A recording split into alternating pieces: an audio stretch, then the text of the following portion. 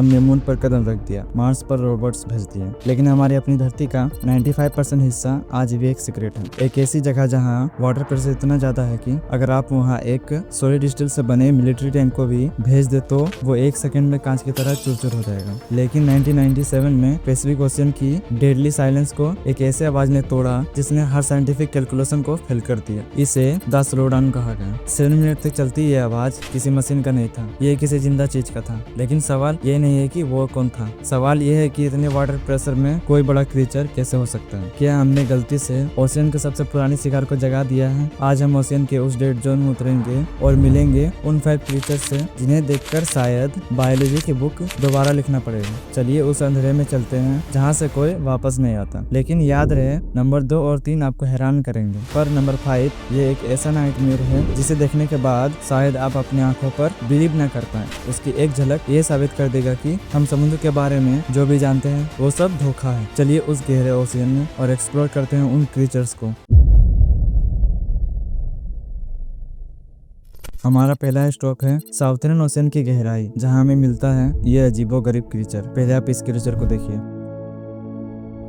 पहली बार इस क्रीचर को देखने पर आपको ऐसा लगेगा जैसे किसी ने रोस्टेड चिकन को समुद्र में फेंक दिया हो, लेकिन ये कोई मजाक नहीं। इसे कहा गया the headless chicken monster. Scientific language में इसे एनीपिनासेट्स एक्सिमिया कहते हैं। ये एक ऐसे सिक्यूम्बियर की प्रजाति है जो समुद्र के इस तह में चलने के बजाय समुद्र में तैरना पसंद करता है। इसके शरीर पर जो आप ये लाल रंग के पंख देख रहे हैं, ये इसे 10,000 फीट की गहराई में मूव करने में मदद करता है। इसका सबसे अजीब फीचर है इसका ट्रांसपेरेंट बॉडी। अगर आप इसे ध्यान से देखें तो आपको इसके शरीर के अंदर के ऑर्गन साफ नजर आएंगे। ये देखने में भले ही अजीब लगे, लेकिन इस गहराई में सरवाइव करने के लिए इसने अपने आप को ऐसा ढाल लिया है कि बड़े से बड़े शिकारी भी इसे देखकर कंफ्यूज हो जाता है। लेकिन ये तो सिर्फ शुरुआत है। अब हम जा रहे हैं वहाँ जहाँ का प्रेडेटर लाखों सालों से बदला नहीं है। तैयार हो जाओ एक लिविंग फॉसिल से मिलने के लिए।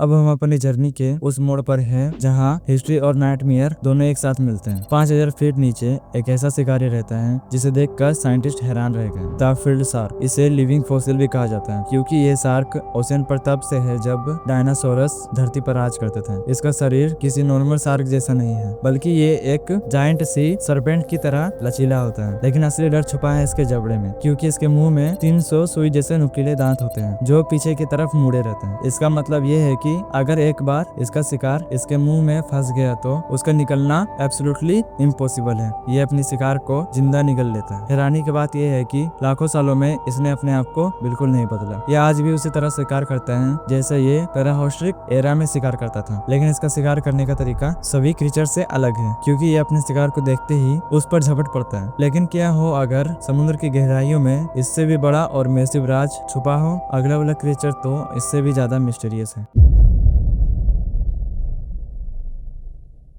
अब हम उस गहराई में हैं जहां बायोलॉजी के रूल बंद हो जाते हैं। मिलिए द ब्लैक ड्रैगन फिश से। इसे मिडनाइट जोन का सबसे डरावना और खतरनाक इनविजिबल एशियन माना जाता है। इसके शरीर पर दुनिया का सबसे काला रंग होता है जो 95.5% लाइट को अपने अंदर ऑब्जर्व कर लेता है, जिस वजह से यह अंधेरे में एक चलता फिरता परछाई बन जाता है। लेकिन आप इसे लाइटली मत लेना, क्योंकि इसका असली खतरा इसका स्किन नहीं है बल्कि नाइट विजन है। समुद्र की इस गहराई में ज्यादातर क्रीचर्स लाल रोशनी को नहीं देख सकते, लेकिन इस ड्रैगन फिश के पास एक स्पेशल पावर है। ये अपने आंख के नीचे से लाल रोशनी छोड़ता है जो बिल्कुल एक स्नाइपर इन्फेड बीम की तरह काम करता है। ये शिकार को लाल रोशनी में देख लेता है, लेकिन शिकार को पता भी नहीं चलता कि कोई इसे टारगेट कर रहा है। इसके ट्रांसपेरेंट टीथ रोशनी को रिफ्लेक्ट नहीं करता, इसलिए जब तक शिकार को इसके प्रेजेंस होने का एहसास होता है तब तक बहुत देर हो चुका होता है। एक और शॉकिंग बात, इस स्पेस में सिर्फ फीमेल फिश ही बड़ा और डरावना होता है। मेल फिश इतना छोटा होता है कि उनके पास ना तो दांत होता है और ना ही कोई खाने का सिस्टम होता है। ये सिर्फ रिप्रोडक्शन के लिए जिंदा होता है। बायोलॉजी की बुक इसे एक अजूबा मानता है, लेकिन अभी तो हमने शुरू किया है। याद है हमने इंट्रो में क्या कहा था? नंबर 4 पर एक ऐसा क्रीचर है जो आपके इमेजिनेशन से परे है। चलिए मिलते हैं उस अजीब क्रीचर से। ड्रैगन फिश के डर से निकलकर अब हम पहुंच चुके हैं 12,000 फीट की गहराई में, जहां हमें मिलता है ये अजीब क्रीचर्स, द सी पिग। पहले आप इस क्रीचर को देखिए।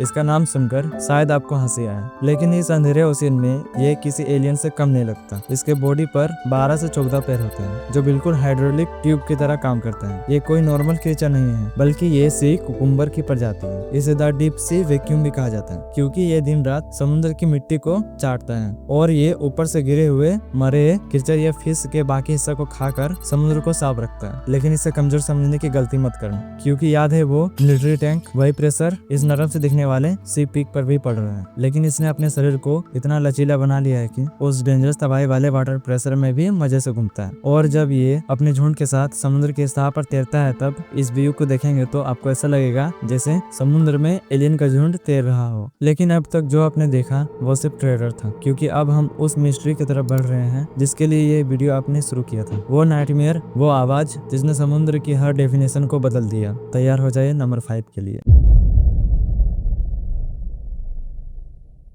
अब हम डीप सी के उस हद को पार कर चुके हैं जहां इंसानी समझ खत्म हो जाता है। 1997 में पैसिफिक ओशन के सबसे सुनसान हिस्से में एक ऐसा आवाज रिकॉर्ड किया गया जिसने पूरी दुनिया भर के ओशिनोग्राफर्स की नींद उड़ा दिया। इसे नाम दिया गया द स्लो डाउन साउंड। पहले आप इस आवाज को सुनिए।